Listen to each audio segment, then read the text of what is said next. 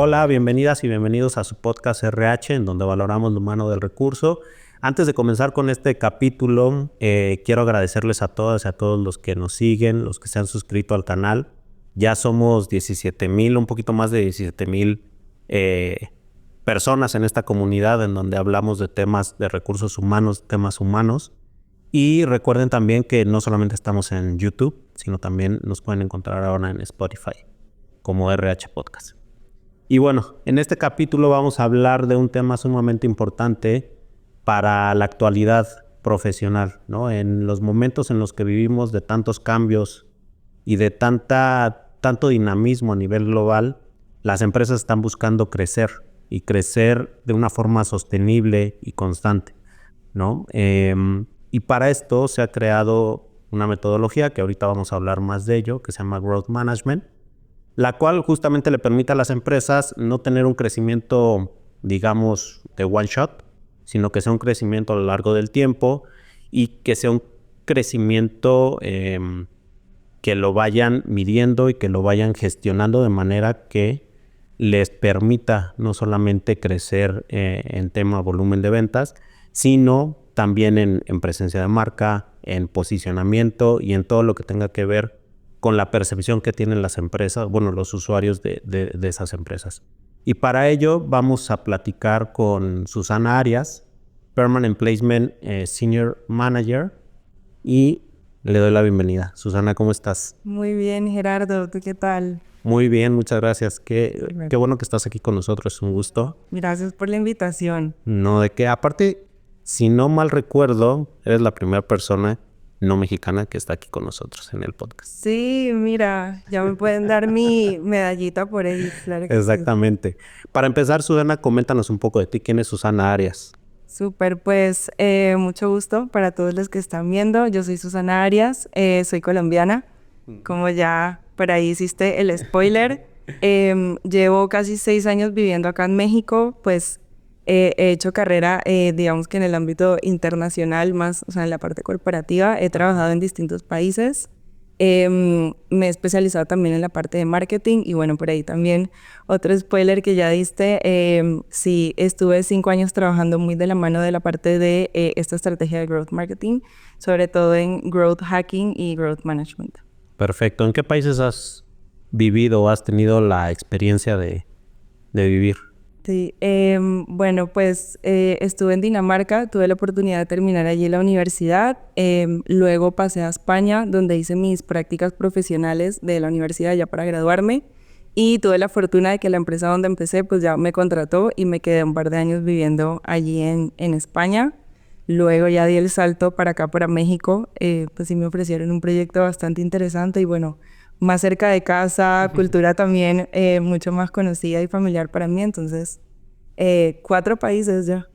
Muy bien. Pues es súper enriquecedor, ¿no? De manera personal, supongo, todo lo que has vivido y lo que has experimentado en estas 4 diferentes culturas. Sí, muchísimo, o sea, al final es un tema que tienes que adaptarte, conocer, pues son culturas la verdad que muy distintas desde la danesa, pues que tienen como esta concepción de que la gente en el norte es como en el norte de Europa, es mucho más cerrada, como también un poquito el tema del clima afecta, luego en España que si bien pues ibéricos, ¿no? Ya hablamos el mismo idioma y tal, pero al final yo estuve en Cataluña, que también es una región un poquito también más distinta, digamos que entre comillas más cerrada, porque la gente es maravillosa. Y luego llegar aquí a México, que es otra vez como esa gente súper welcoming, súper, claro que sí, bienvenidos, todo el mundo venga a México. Entonces, sí ha sido como un reto también como entender un poquito cómo adaptarme a cada país, pero la verdad es que me ha enseñado muchísimo, me ha dejado personas increíbles y buen aprendizaje también a nivel laboral, porque es trabajar con culturas y pues tipos de empresas y personas muy distintas. ¿Qué diferencias laborales ubicas en cada uno de estos, bueno, en España, que fue donde trabajaste, y aquí en México? Sí, bueno, yo creo que la principal es que la gente es súper directa. O sea, es como muy en España, sí, al punto, a lo que te voy a pedir. O sea, no, ni siquiera en tono grosero ni nada, sino de un correo, por ejemplo, hola, necesito tal cosa, gracias. Aquí la gente es más como que primero te quiero conocer, quiero saber cómo estuvo tu mañana, si está empezando la semana, qué tal tu finde.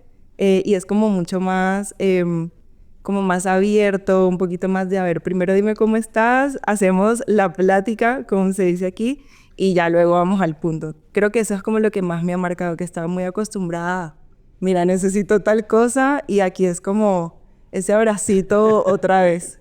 ¿Y qué crees que funcione más hablando en temas profesionales?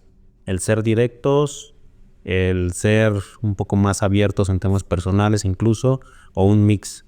Yo creo que un mix, o sea, siento que hay de repente escenarios en donde a lo mejor urgencia o sí como temas muy puntuales de mira, necesito esto, tenemos un deadline, o sea, algo como mucho más estructurado dependiendo del proyecto en el que estés, pero nunca está de más también conocer muy de cerca a la persona con la que estás trabajando, ¿no? Muchas veces incluso un negocio desde la parte comercial se cierra porque tienes esa apertura con la gente. Esa cercanía. Y sí, te abren la puerta porque es como, claro que sí, ya sé que tal persona tiene un gato, vive en tal parte de la Ciudad de México, en mi caso es como, pero ¿de dónde eres? Siempre es la primera pregunta, entonces eso también te ayuda como a ir generando esa confianza y que al final el cliente también diga, ok, creo que puedo confiar en ti, ahora sí vamos a hacer negocios, o sea, ambas están bien, o sea, creo que ninguna es mejor que la O otra. sea, más bien es adaptarte al... Sí, depende del contexto con quien estés tratando y creo que también temas de urgencia, de proyecto y demás te conllevan a que vayas por uno u otro camino.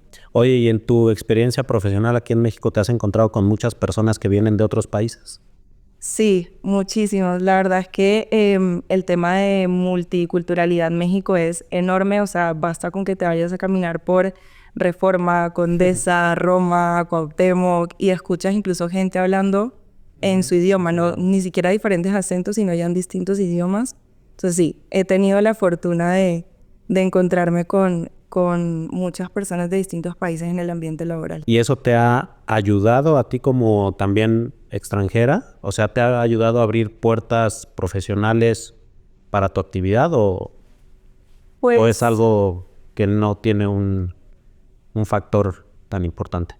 a ver, yo creo que el hecho de ser extranjera como que no determina si te abren o no una puerta, sino más bien de tu capacidad de adaptación. Ok. O sea, al final sí es como lo que te decía, no de, ay, pero ¿de dónde eres? Y a lo mejor capta la atención, pero siento que tampoco debe ser como el determinante de una gran ventaja, ¿no? Al final todos tenemos nuestras aptitudes, habilidades y nos podemos desempeñar mejor en una u otra cosa.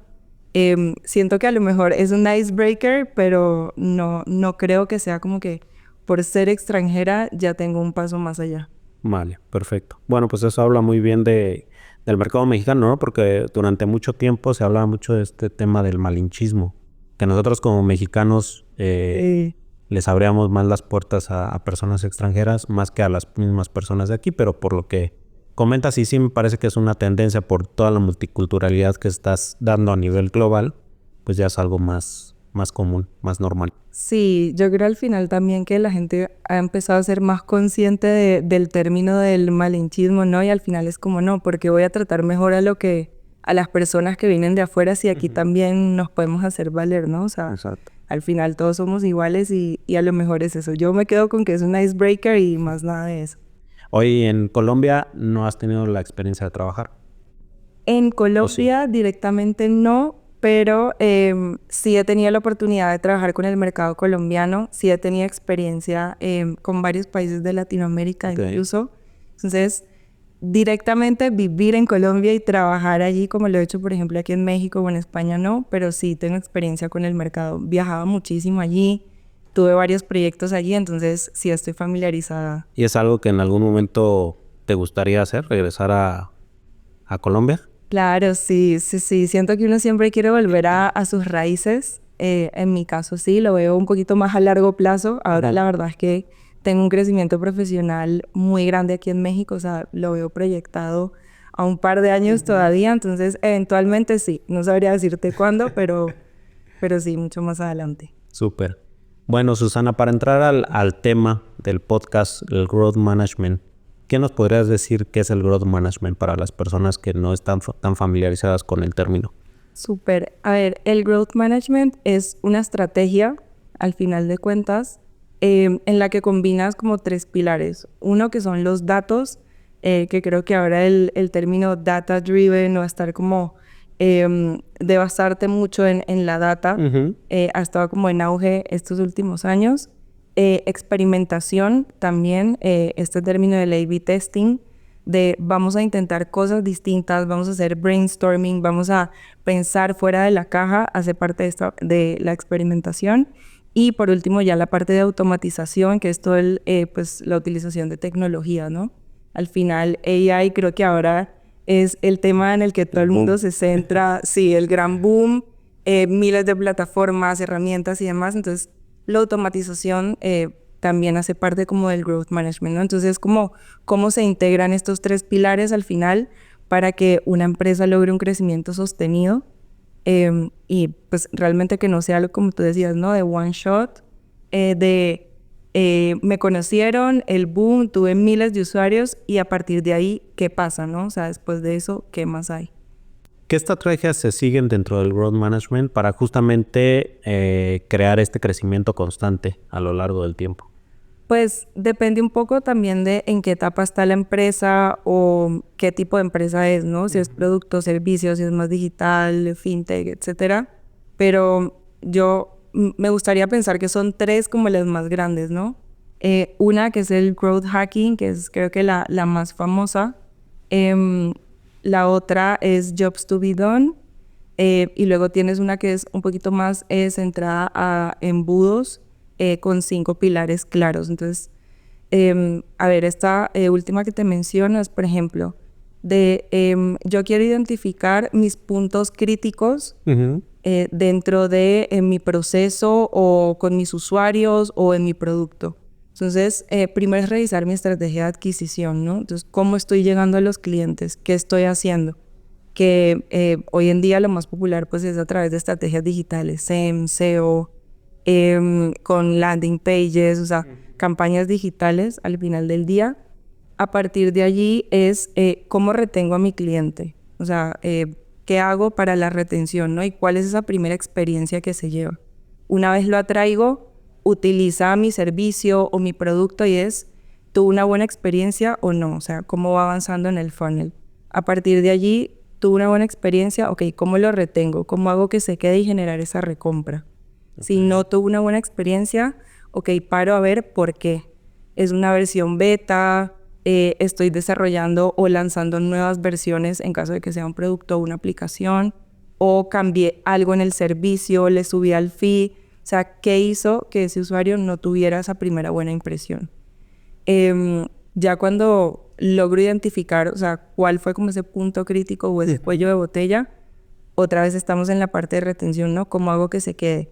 Loyalty, a través de recomendaciones, programas de incentivos, upgrades, o sea, ¿qué más le puedo ofrecer a ese cliente para que vuelva conmigo? Para que se mantenga y consuma nuevamente, ¿no? Así es, que al final no tiene sentido atraer un cliente si luego no lo vas a poder retener, ¿no?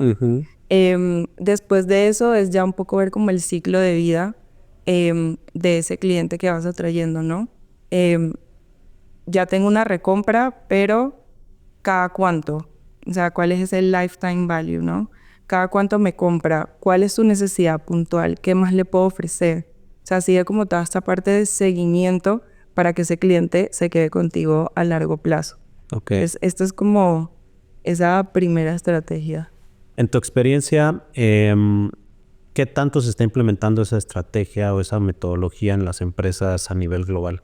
¿Son pocas o si ya es algo que se está usando? Lo que pasa es que a lo mejor muchas empresas utilizan parte de toda la estrategia. Exacto. Sin saber que forma parte de la metodología de Growth Management. Sí, a ver, yo te diría que las empresas que más lo utilizan, sobre todo que lo hacen más estructurado, son las empresas más del sector tech, los SaaS, los Software as a Service, y toda como esta mafia de Silicon Valley, que ya es que cada vez que alguien dice, yo salí de Y Combinator, Endeavor, tal, es como, esta gente es súper estructurada y lo tiene todo como ya súper resuelto, pero no, al final simplemente es que son, siento yo, un poco también la experiencia que he tenido, los que más se atienen como a la estrategia del libro y al final la van implementando y por eso también ahora son como las que más se destacan o las que más hablan de este tipo de estrategias. Luego tienes los e-commerce y las fintech, por ejemplo, que al final un e-commerce o una fintech no deja de ser la tradicional tienda en línea o el banco de toda la vida que ahora tienen una aplicación y se han ido adaptando y han ido implementando partes de estas metodologías como para que el usuario tenga una mejor experiencia, ¿no? El Customer Experience, el Customer Journey al final han ido desarrollando ciertas partes de estas metodologías para poder mejorar. Y digamos que luego está la empresa tradicional, o sea, como ya más industrial, logística, que es un poco más complicado porque también son procesos muy marcados, no sé, de una compañía automotriz, por ejemplo, dices, pero esta gente, ¿cómo va a implementar este tipo de metodologías, no? Ahí a lo mejor ya no es en el proceso para crear tu producto o entregar tu servicio, sino más en el back de cómo manejo mis metodologías internas. Puedo automatizar procesos. A lo mejor ya no es el Excel de toda la vida, sino un CRM, una herramienta integradora de la parte de finanzas, de mis procesos de mailing, de mi parte de facturación. Entonces, es un poco ver desde dónde estás parado, ¿no? Para ver qué y cómo vas implementando el growth management. ¿Podríamos decir que esta metodología depende de la tecnología para poderse llevar a cabo? Un poco sí, porque al final todo lo que sea extraer datos, automatización, todo lo sacas al final de herramientas digitales, ¿no? Entonces mencionábamos AI, los CRMs, las herramientas de analítica. Entonces, ¿cómo mido yo el tráfico que llega a mi e-commerce? O ¿cómo mido yo los clics para una cotización? Al final, todo viene del background digital. Entonces, sí es una parte importante. Obviamente, cada empresa tiene sus alcances y hay infinitas herramientas que puedes empezar a utilizar. O sea, puedes empezar desde la más sencillita y luego, a partir de que vayas viendo como cuál es la usabilidad, pues ir haciendo mejoras o upgrades en esas herramientas. Digamos que una empresa pyme o pequeña que no tiene el presupuesto de una multinacional también pudiera tratar o implementar un modelo de growth management con herramientas digitales que son o más económicas o incluso hay algunas que tienen versiones gratuitas. Claro, sí, 100%. O sea, todo es cuestión de que tú adaptes la herramienta a tu necesidad. O sea, si eres una pyme, una startup o una empresa que no tiene como grandes presupuestos para esta parte, simplemente es, ok, ¿qué necesito ahora? Hacer un hilo de nurturing en el que cuando alguien se suscribe a mi newsletter, yo le empiece a mandar información y eso me vaya llevando al camino de la venta.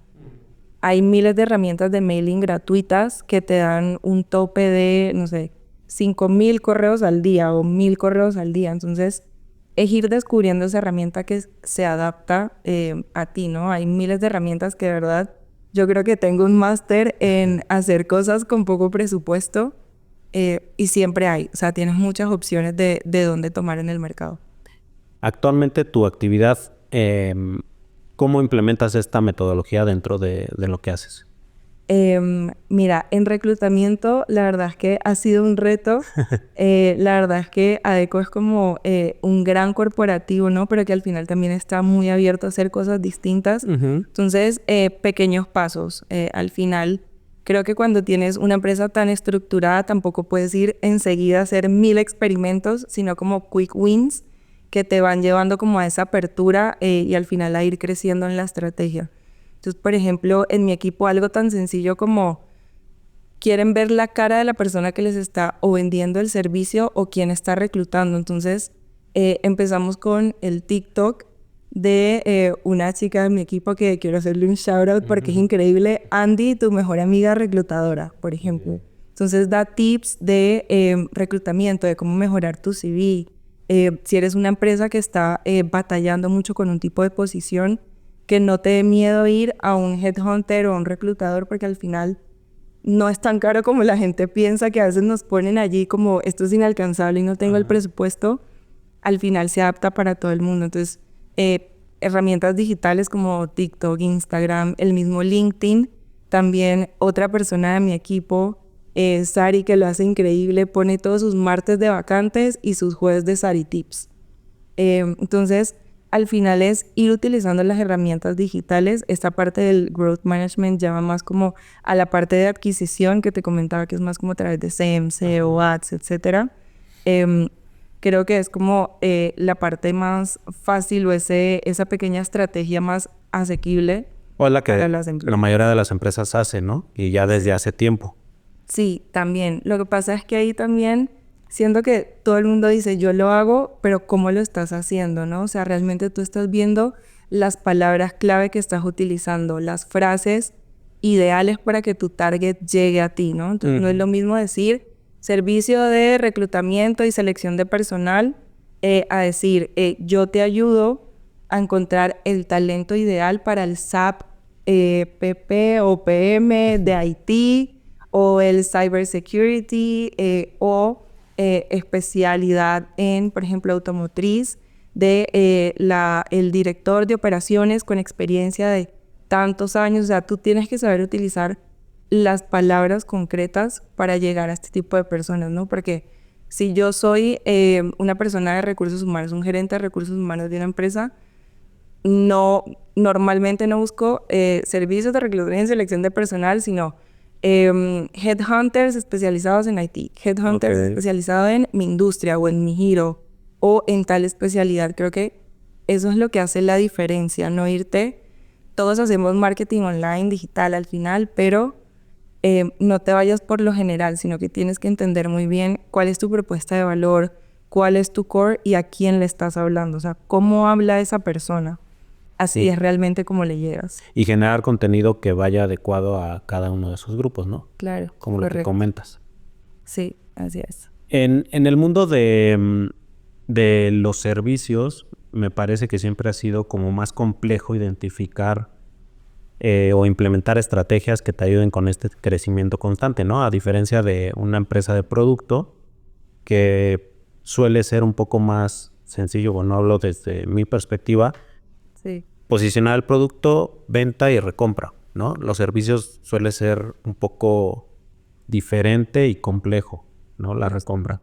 ¿Cómo una metodología como el Growth Management nos ayuda a simplificar estos procesos internos o incluso externos con los clientes para que justamente tengamos resultados?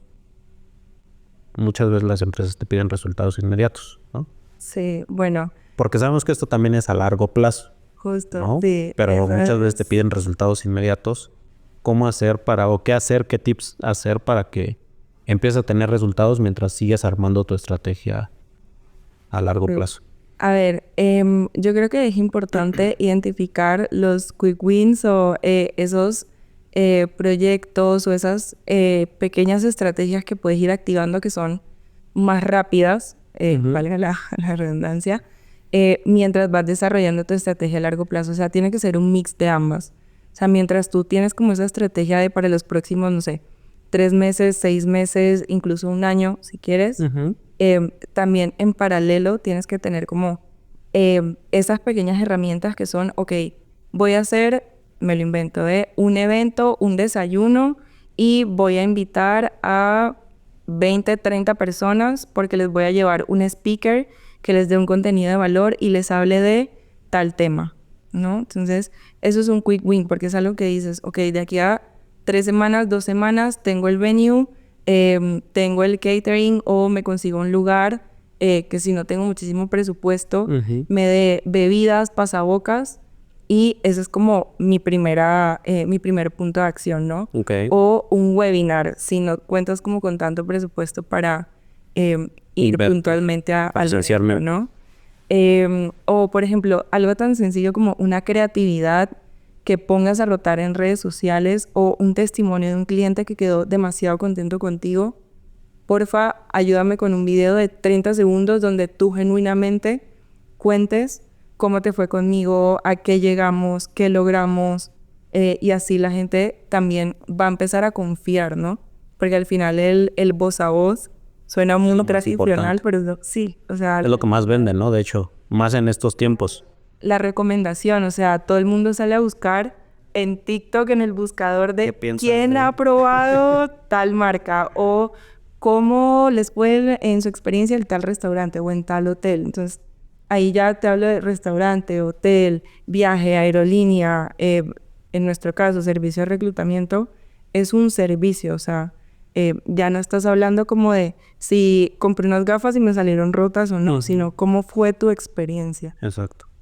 Hoy, hablando de temas de reclutamiento, ¿cuáles son las posiciones, digo, aprovechando que estás aquí, cuáles son las posiciones como más complejas que tenemos actualmente en el mercado mexicano por cubrir?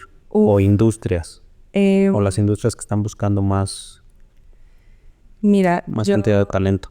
te diría un poco la experiencia también que nos hemos encontrado estos meses con el equipo. Haití es un gran reto. Okay. O sea, todo lo que es, sobre todo SAP, es que lo tengo tatuadísimo, porque siempre estamos batallando para encontrar. ¿Y eso por qué? ¿Es porque hay pocas personas? Sí, o sea, el tema de la especialización o el conocimiento, pues también tienes distintos tipos de SAP. Entonces, allí es complicado encontrar la experiencia, o sea, entre los años de experiencia, muchas certificaciones o especialidades, y luego también que vaya acorde al rango salarial.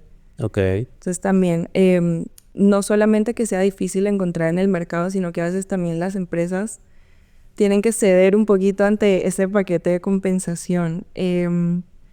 ¿Dónde más te diría? Bueno, ahora también, digamos que el tema de los autos eléctricos está siendo enorme en México, o sea, también todo el tema de nearshoring, todas las empresas chinas que también están viniendo, empresas que compran en Estados Unidos, ensamblan en México y luego los vuelven a mandar, o sea, son perfiles muy específicos con conocimientos muy, muy específicos de la industria que también por ahí nos está costando un poco encontrarlos. O sea, digamos que ahora el tema de la especialización es lo que está pues complicando a lo mejor encontrar el talento adecuado para las diferentes organizaciones. Correcto. ¿Porque hay poco talento o porque está saliendo o la especialización se está haciendo tan especializada, valga la redundancia? Sí, yo creo que va más por este segundo punto que comentas. O sea, yo creo que hace muchos años uno estudiaba derecho, ingeniería, no sé, administración, psicología, tal. Entonces, ibas como que muy centrado a tu línea de carrera. Y luego de repente fue, no, tienes que saber de todo, tienes que ser generalista.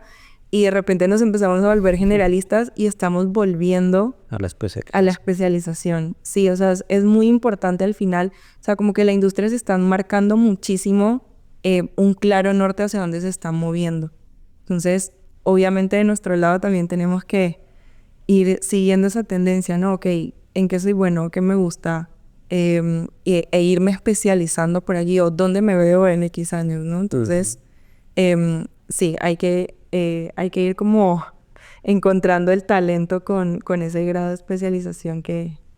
Oye, en esta parte, ¿tú recomendarías a las personas, por ejemplo, que están ahorita estudiando en la carrera que sea, el tener esta experiencia multicultural de ir a estudiar a otro país? Bueno, obviamente quien tenga la posibilidad, ¿no? Sí. O buscar incluso oportunidades laborales en otro país que te ayuden a tener esta especialización, porque me parece que ahorita ya también es más fácil poder moverte, ¿no? También con el trabajo híbrido, incluso no necesitas irte a vivir a otro lado, pero sí trabajas para una empresa que está en otro país. Sí, a ver, yo lo recomiendo 100%, un poco también porque es lo que hice y lo que conozco. Sí, ¿no? Y al final te terminas rodeando de personas que también han ido como por esa experiencia, ¿no? Por ese camino y a escucharlos también es enriquecedor. O sea, yo genuinamente si tienes la oportunidad de hacerlo, lo recomiendo porque al final eso también te abre la mente a conocer mil cosas, o sea, más allá de la cultura, ¿no? Nuevas formas de trabajar, nuevas estrategias que se hacen en cada país, o sea, creo que no es secreto que muchas empresas de repente descubren que en otro país hacen algo y vienen a su país y lo hacen antes para probarlo, para ver qué tal, para ser pioneros. Entonces, creo que 100% vale la pena, o sea, que se busque por fuera. No quiere decir que en nuestros respectivos países no haya buena educación o buenas oportunidades, sino que es una manera también de ser un ciudadano local, le digo yo. Local. O sea, que seas local con mente global. Y eso también, o sea, así como te puedes ir a vivir a otro país, puedes trabajar con otro país, puedes traer cosas de aprendizajes de otro lado y luego implementarlo en el mercado doméstico, porque eso también, o sea, es muy importante, ¿no? Como uno toma conocimiento de otros lados, pero al final, ¿por qué no donde tengo mis raíces aporto a la economía, al trabajo, a generar empleo, etcétera? 100%, o sea, creo que es algo que todos debemos vivir al menos alguna vez. No sé si 4 países, pero al menos uno. Sí. Sí, 100% lo vale. Y yo creo que las nuevas generaciones ya van a tener más posibilidades de hacerlo, ¿no?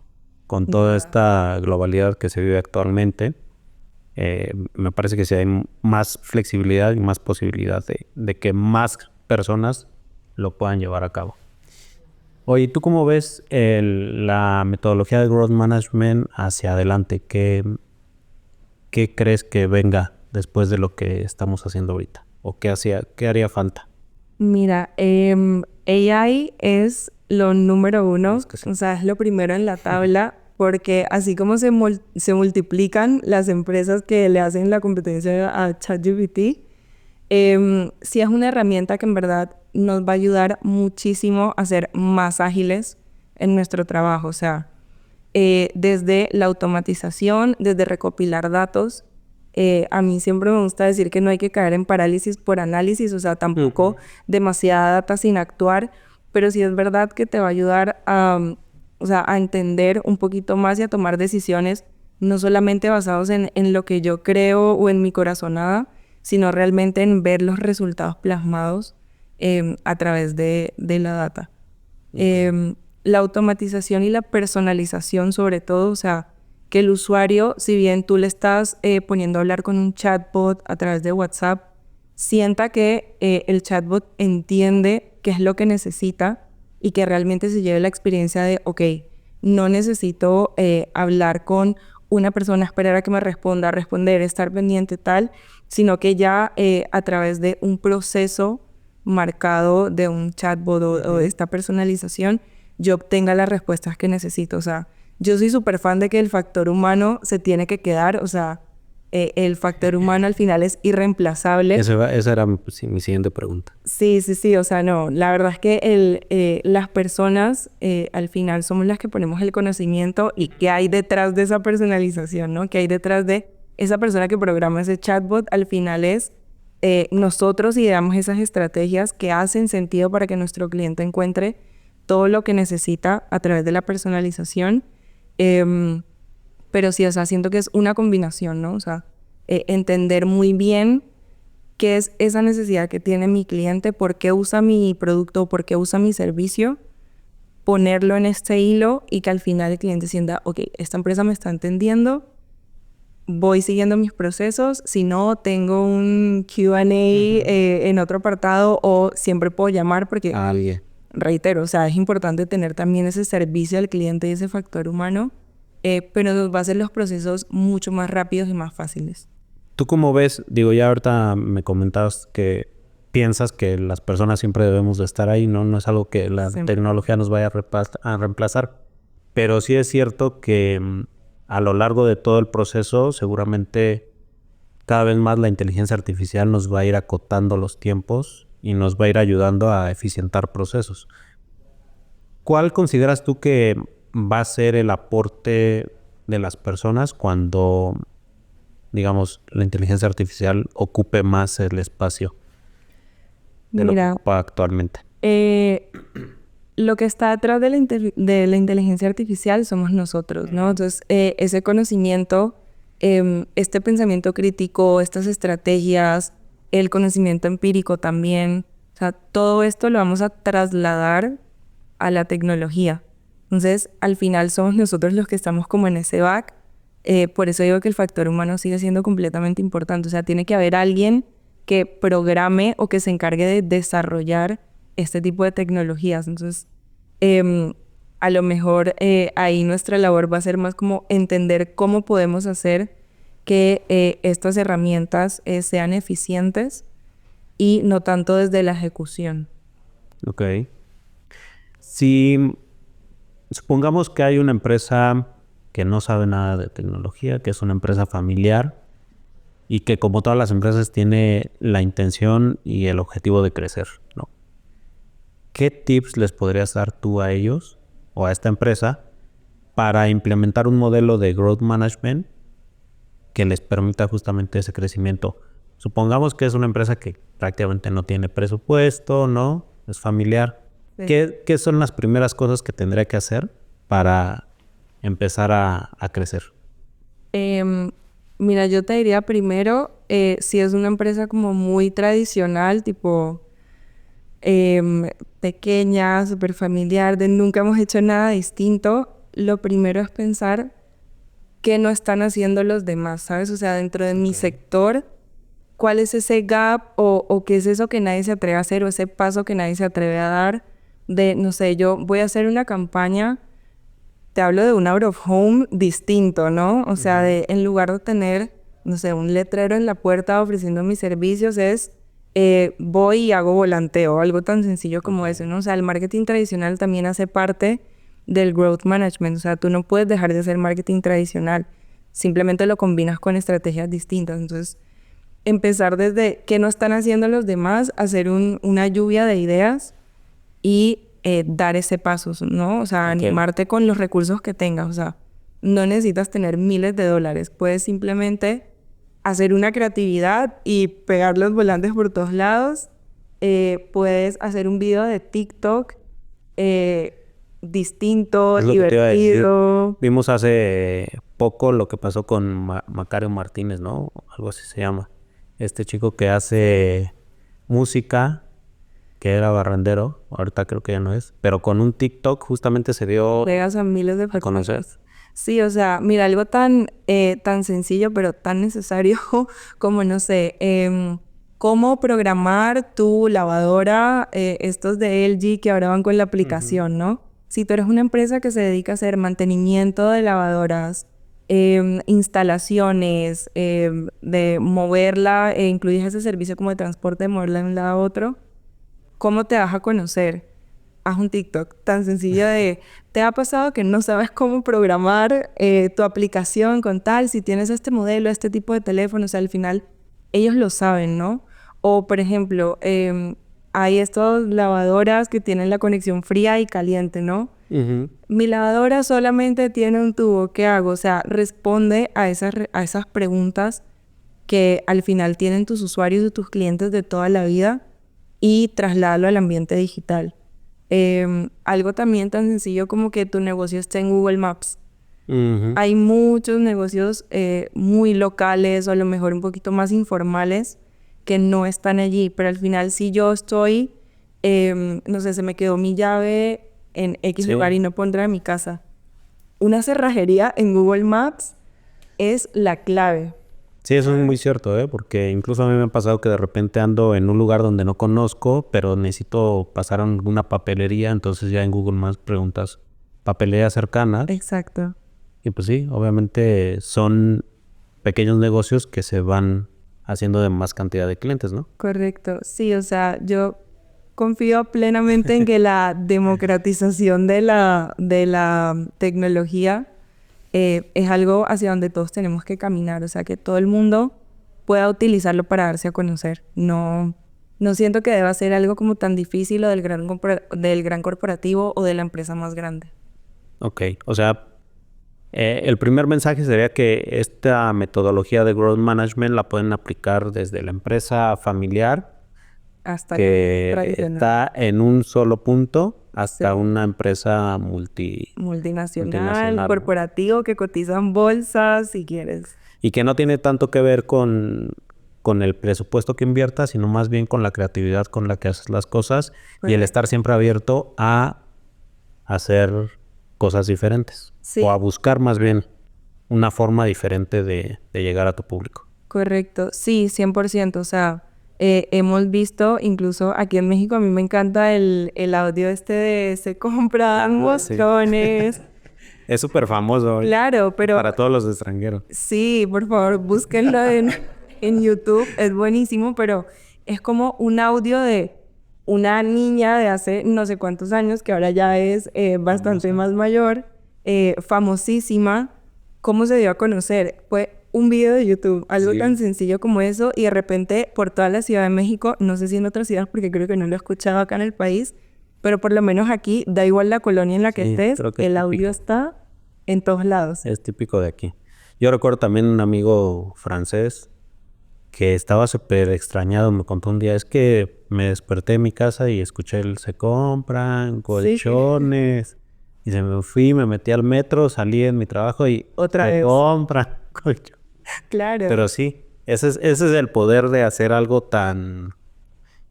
Bueno, en ese entonces podría denominarse eso como algo viral, Sí, aunque es correcto. un marketing tradicional, ¿no? Sí, tal cual. Por eso te digo, o sea, incluso el tweet que tú menos te esperas, de repente todo el mundo empieza a repostear, comentar.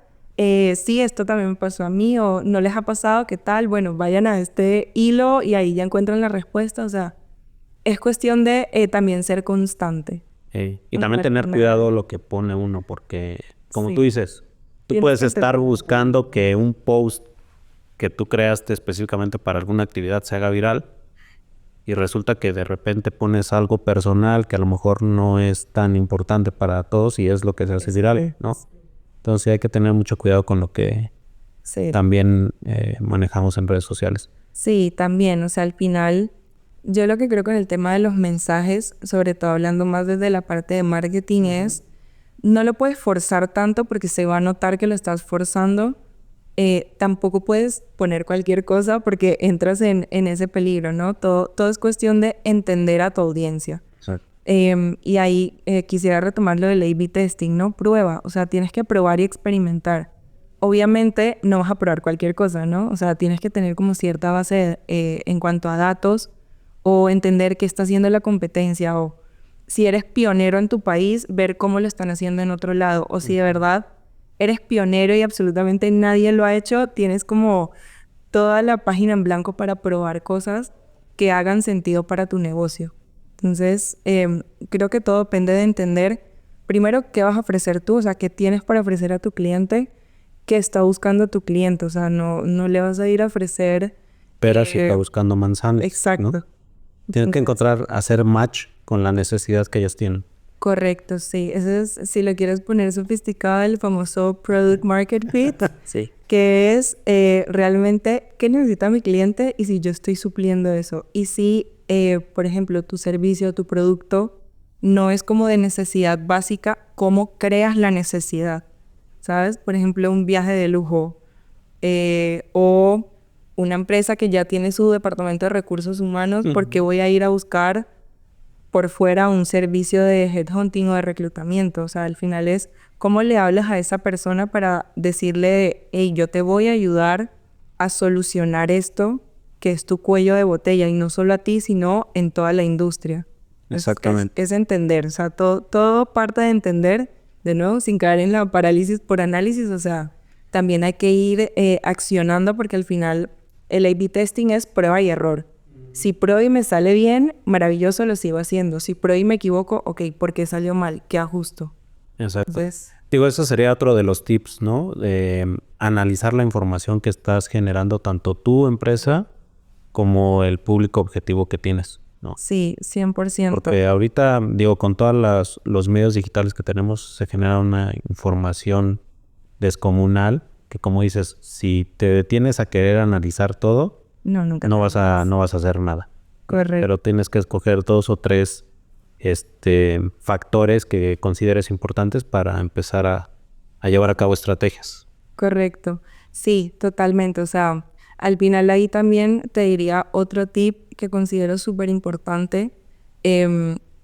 Si ya tienes una adquisición de clientes gigante porque tuviste esa publicación o lanzaste ese mensaje o tuviste esa estrategia que atrajo a todo el mundo para saber qué es esto, quiero probarlo, de nada vale que solo te quedes ahí si luego no lo vas a poder mantener. Eso, O sea, si eso es tú ves importante. que adquieres clientes como un campeón, pero no los retienes, párate a pensar por qué no los estás reteniendo. O sea, a lo mejor es, hiciste una oferta y bajaste demasiado el precio, no sé, hiciste un programa de referidos, pero no pensaste bien cuál era el límite de ese programa de referidos, o a lo mejor estás dando ahora una propuesta de valor que en el largo plazo no va a ser sostenible para ti. Entonces, también ahí otro tip sería, ojo con la adquisición versus la retención, porque al final la retención es lo que hace que tu negocio siga, ¿no? Que sea sostenible y que genere esa recompra y al final pues vayas teniendo pues rentabilidad. En efecto, y si la experiencia del usuario es mala, lo único que vas a hacer es quemar la marca, quemar el servicio, ¿no? Correcto. Por estas ansias de querer tener muchos más clientes de los que puedes gestionar. Correcto. Y ahí otra cosa también que ahora pues digamos considero importante, ponle que ya tú retuviste a todos tus usuarios, ¿no? Y vas teniendo como digamos, como un poquito más, vas viendo como ese pequeño segmento que se va quedando, se va quedando, se va quedando, pero tienen una misma característica.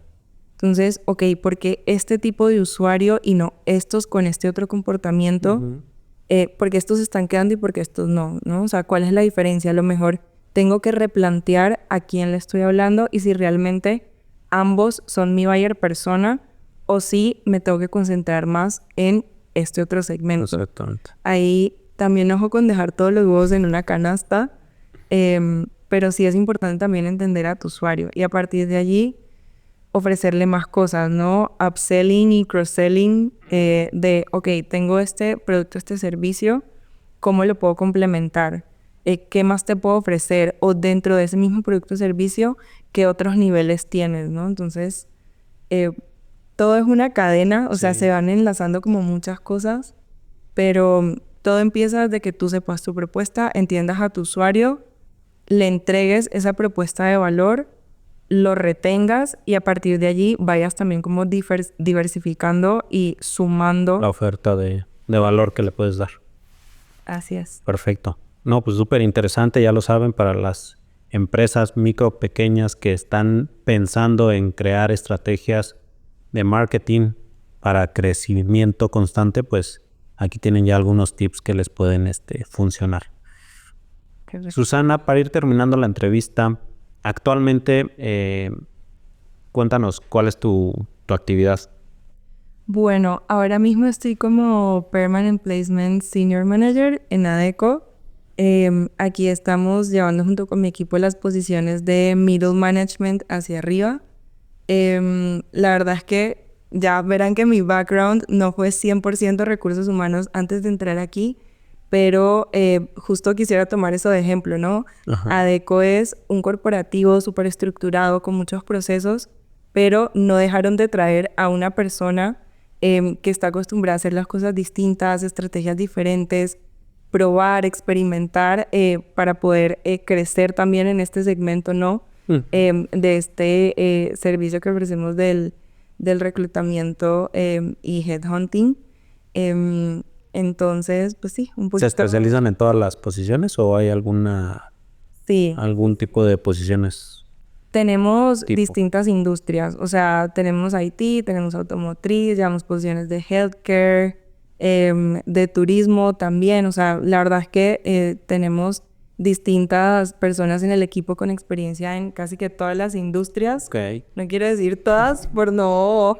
Porque siempre va a haber algo. Siempre va a haber algo que a lo mejor vamos a tener que investigar, pero sí, la verdad es que cubrimos a nivel nacional, incluso también internacional, con clientes de todo tipo de industrias.